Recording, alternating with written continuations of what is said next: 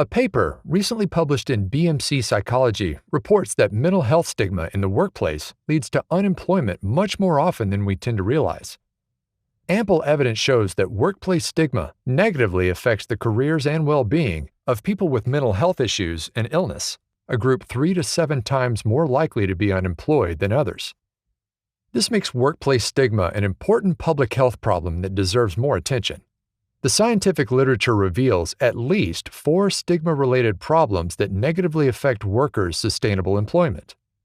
First, negative stereotypes are prevalent, and workplace stakeholders often hold negative attitudes towards people with mental illness. Prejudice makes employers less likely to hire workers with mental illness and more inclined to let them go. A second problem with workplace stigma is the disclosure dilemma. Both disclosure and non-disclosure can lead to unemployment. On the one hand, disclosure may lead to stigma and discrimination and result in unemployment. For example, a temporary employment contract may not be renewed, or job applicants may not be hired after disclosure. On the other hand, disclosure can prevent sick leave and job loss.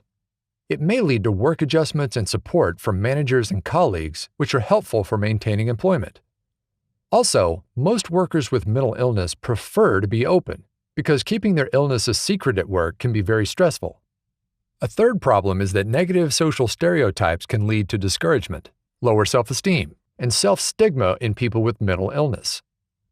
That can disrupt important behavior, such as proactively trying to maintain or seek new employment. This is known as the "why try" effect.